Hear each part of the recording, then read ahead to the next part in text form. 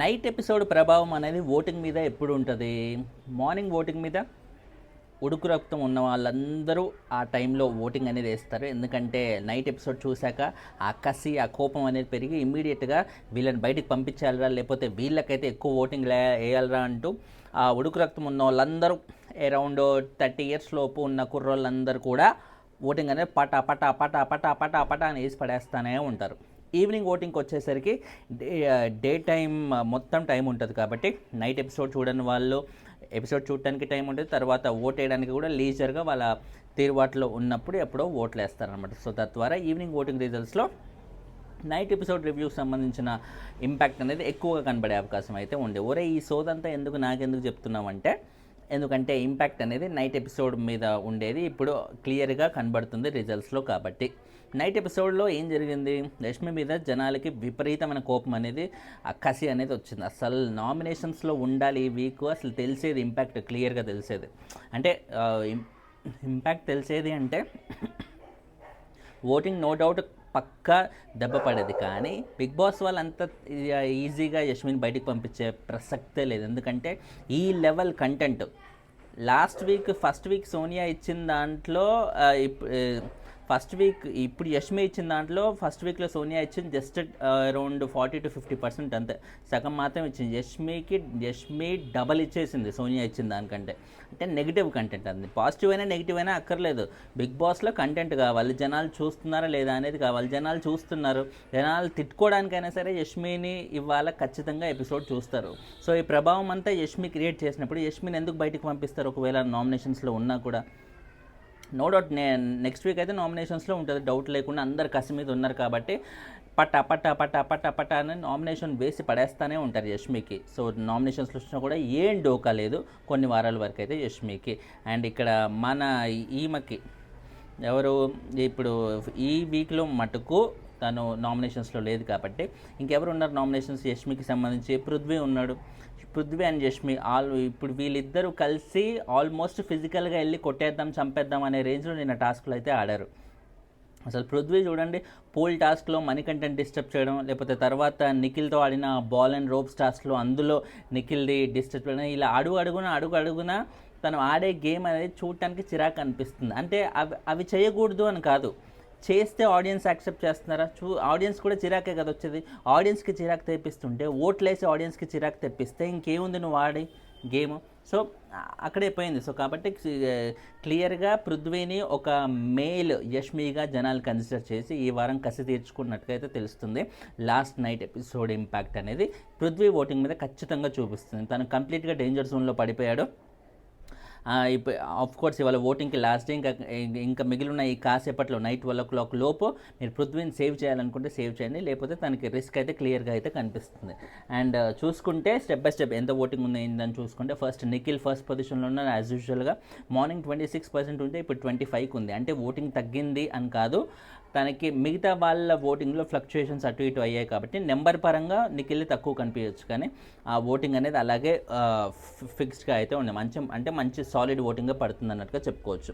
And second పొజిషన్లో Vishnupriya as యూజువల్గా continue అవుతుంది 20%తో. సో మార్నింగ్ కూడా వీళ్ళు 26 and 21 ఉన్నారు, ఇప్పుడు 25 and 20. సో 5% డిఫరెన్స్ అనేది మార్నింగ్ ఇప్పుడు కూడా అదే లెవెల్లో కంటిన్యూ అవుతుంది. యాక్చువల్లీ నిఖిల్ ఆడిన గేమ్కి చాలా ఎక్కువగా రావాలి ఈ టైంలో, కానీ విష్ణుప్రియ కూడా ఒకేసారి నిన్న లాస్ట్ నైట్ ఎపిసోడ్లో బాగా పికప్ అయ్యి అటు పూల్ టాస్క్ కానీ లేకపోతే లాస్ట్ ఆడిన సాక్స్ టాస్క్ కానీ తన ఆర్గ్యుమెంటల్ స్కిల్స్ అవి సాక్స్ టాస్క్ గెలవకున్నా కూడా తను ఆర్గ్యూ చేసిన విధానం అది ఇది డెఫినెట్లీ జనాలకు అది ఎక్కేసి తద్వారా విష్ణుప్రియకి ఒక ఓటింగ్ పర్సంటేజ్ అనేది బాగా స్ట్రాంగ్ అయినట్టుగా అయితే తెలుస్తుంది అన్నమాట. తనకి ఏదైతే ఓటింగ్ ముందు నుంచి ఉందో ప్రీ ఎగ్జిస్టింగ్ ఫేమ్ వల్ల పడుతుందో, ఇప్పుడు తనకు వచ్చే ఓటింగ్ ప్రీ ఎగ్జిస్టింగ్ ఫేమ్ వల్లనే కాకుండా తన ఆట వల్ల కూడా జనాలు కదిలిపోయి ఓట్లేయడం మొదలుపెట్టిన మాట అయితే వాస్తవం. సో అలా టాప్ 2 క్యాండిడేట్స్ ఒకేసారి ఒకే వీక్ ఒకే ఎపిసోడ్లో రైజ్ అవ్వడం అనేది నాకు తెలిసి బిగ్ బాస్ హిస్టరీలో ఇదే ఫస్ట్ టైం అనుకుంటా. సో నిఖిల్ అండ్ విష్ణుప్రియ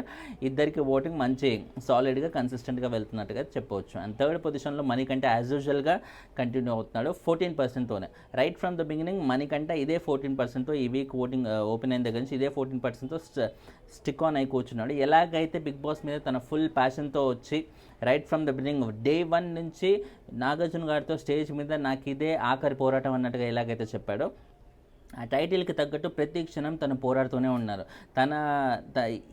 ఈ పర్టికులర్ సిచ్యువేషన్లో మణికంఠ ఇంకేం చేయగలుగుతాడు, తను సైలెంట్గానే ఉంటాడేమో అనుకున్న టైంలో కూడా తను ఏదో విధంగా కంటెంట్ ఇవ్వాలి, నేను కంటెంట్ ఇవ్వడానికి వచ్చాను, ఆడియన్స్ ఎంటర్టైన్ చేయడానికి వచ్చాను, నేను ఇలా కూర్చుంటే తింటేనో పడుకుంటేనో నాకు ఓట్లు రావు, నేను బయటికి వెళ్ళిపోవాల్సి వస్తుంది, నా కెరియర్ క్లోజ్ అవుతుంది, కాబట్టి నేను చాలా కేర్ఫుల్గా ఉండాలంటూ ప్రతి క్షణం తను ఎలాగైతే అలా తపన పడుతూ ఉన్నాడో, సో ఓటింగ్ కూడా అదే లెవెల్లో కన్సిస్టెంట్గా తన గేమ్ ఎంత కన్సిస్టెంట్గా ఉండో ఓటింగ్ కూడా అదే లెవెల్ కన్సిస్టెన్సీ అయితే క్లియర్గా మెయింటైన్ చేస్తున్నట్టుగా అయితే తెలుస్తుంది. So no doubt Manikanta last week ఎలాగైతే సేవ్ అయ్యాడో ఈ వీక్ కూడా అదే లెవెల్లో సేవ్ అయ్యే అవకాశం కాదు, ఖచ్చితంగా సేవ్ అవుతాడు ఈ వీక్ కూడా. అండ్ ఫోర్త్ పొజిషన్లో నైనిక ఇన్ని రోజులు డేంజర్ జోన్లో ఉంది అన్నట్టుగా జస్ట్ 1% డిఫరెన్స్తో మాత్రమే ఉండేది డేంజర్ జోన్ క్యాండిడేట్స్తో. బట్ ఇప్పుడు అది 1 కాస్త 2% అయింది. సో కొంచెం బెటర్ పొజిషన్లో నైనిక ఉందన్నట్టుగా చెప్పుకోవచ్చు. సో నైనిక కూడా ఆల్మోస్ట్ ఇంకా సేఫే అన్నట్టుగా కూడా చెప్పే పరిస్థితి అయితే ఉంది. కానీ ఫ్రాంక్లీ స్పీకింగ్ కాంట్రిబ్యూషన్ అనేది నైనిక తరపు నుంచి చాలా మినిమల్, ఆల్మోస్ట్ అసలు హౌస్లో ఉందా అనిపించే ఒక క్యాండిడేట్ లాగా ఉంది. అందులోనూ నైనిక చీఫ్ అయింది కదా, తన టాస్కులు విన్ అయ్యి తన కష్టార్జితంతో ఎర్న్ చేసుకున్న చీఫ్ పొజిషన్కి తనకి ఇప్పుడు తగిన న్యాయం చేయలేకపోతుంది. నిన్న సాక్స్ టాస్క్లో ఇప్పుడు యష్మి టీం ఏమో వాళ్ళ టీం మెంబర్స్ని కాపాడుకోవడానికి రచ్చ చేసి ప్రేరణని ఒప్పించి తద్వారా గ్యాంబ్లింగ్ చేసి ఏదో చేసేది. బట్ నైనిక అలా చేయలేకపోతుంది. వాళ్ళ టీం మెంబర్స్ కోసం ఆమె వాయిస్ అనేది వినిపించలేకపోతుంది. తద్వారా ఆమె టీం మెంబర్స్ అందరూ నిరాశ చెందుతున్నారు. ఇన్ఫ్యాక్ట్ ఇది నాకు తెలిసి వాళ్ళ టీం మెంబర్సే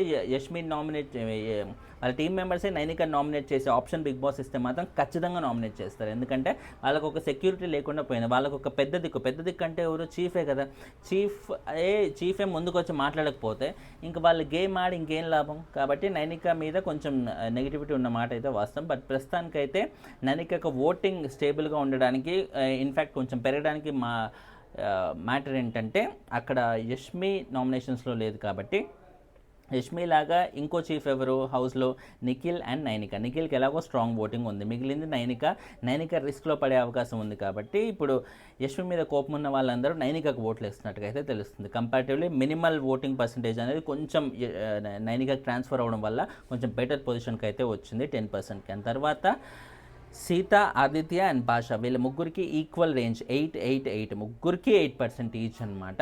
సో వీళ్ళ తర్వాత పృథ్వీరాజ్ లాస్ట్ పొజిషన్లో ఉన్నాడు 7% ఓటింగ్తో. సో భాష ప్రస్తుతానికి లాస్ట్ నైట్ ఎపిసోడ్లో అసలు 0 కాంట్రిబ్యూషన్, తను ఏది లేదు, టాస్కులు ఆడలేదు, కనబడడం కూడా కనబడలేడు. అఫ్కోర్స్ అక్కడిక్కడ కనబడ్డా కూడా టాస్కుల పరంగా అయితే కనబడలేదు కదా. సో తన పర్సనల్ లైఫ్లో తనకి ఒక వాళ్ళ వైఫ్ ప్రెగ్నెన్సీతో ఉండడం వల్ల మొత్తం మైండ్లో అదే ఉంటుంది, ఆ టైంలో టాస్క్లు ఆడలేను అనే ఉద్దేశంతో తన పక్కనకి వెళ్ళినట్టుగా అయితే తెలుస్తుంది. బట్ ఇది మా రివ్యూస్ ద్వారా తెలియడమే కాకుండా బిగ్ బాస్ కూడా ఇది బయటికి తెలియపరిచే విధంగా చేస్తే తనకి కోసం ఓటింగ్ పరంగా హెల్ప్ అయ్యే అవకాశం అయితే ఉంటుంది. ఎందుకంటే ఎంటర్టైన్మెంట్ పరంగా శేఖర్ భాష డెఫినెట్లీ తన కాంట్రిబ్యూషన్ తను ఇస్తున్నా కూడా మిగతా ఆస్పెక్ట్స్లో ఎక్కడ తను ఎటువంటి కాంట్రిబ్యూషన్ లేదు. కాబట్టి తనకు ఓటింగ్ అసలు లేనే లేదు. లాస్ట్ వీక్ డేంజర్ జోన్లో ఉన్నాడు, ఈ వీక్ కూడా డేంజర్ జోన్లోనే ఉన్నాడు. అర్జెంటుగా బిగ్ బాస్ వాళ్ళు విషయం ఏదో అది కన్వే చేసేటట్టు ఉంటే అట్లీస్ట్ ఎపిసోడ్ అయిపోయాక మిగిలిన గంటలో అయినా శేఖర్ భాషకి స్ట్రాంగ్గా ఓట్లు పడే అవకాశం అయితే ఉంటుంది. సో కాబట్టి ప్రస్తుతానికి సీత, ఆదిత్య, భాష, పృథ్వీ వీళ్ళ నలుగురు డేంజర్ జోన్లో ఉన్నారు. ఎక్కువగా ఇంకా రిస్క్లో ఉందంటే పృథ్వీరాజ్ అనమాట. సో పృథ్వీని కాపాడే ఉద్దేశం ఉంటే, లేకపోతే నలుగురిలో ఎవరినైనా కాపాడే ఉద్దేశం ఉంటే ఈరోజు మిగిలిన కొద్ది గంటల్లోనే ఓట్లు వేసేయండి. Thanks for watching. ఛానల్ని సబ్స్క్రైబ్ చేసుకోండి. లైకులు కొడతా ఉంటే వీడియోలు ఎక్కువ మంది కనిపిస్తాయి, దయచేసి లైకులు మిస్ చేయకండి. అండ్ ఇన్స్టాగ్రామ్లో ఇక్కడ లేని చిన్న అప్డేట్స్ కానీ, లేకపోతే బిగ్ బాస్కి సంబంధించిన మిగతా ట్రోల్స్ కానీ ఫన్నీ క్లిప్స్ కానీ అవన్నీ అక్కడ పోస్ట్ చేస్తుంటాను. సో అవి ఫాలో అవుతుంటాను. దిస్ ఈజ్ ఫనీ అని ఛానల్ నేమ్ లాగే దిస్కి ఫనీకి గ్యాప్ లేకుండా ఉండే పేజ్ ఉంటుంది. ఆ పేజ్ని లైక్ చేసేయండి. బాయ్.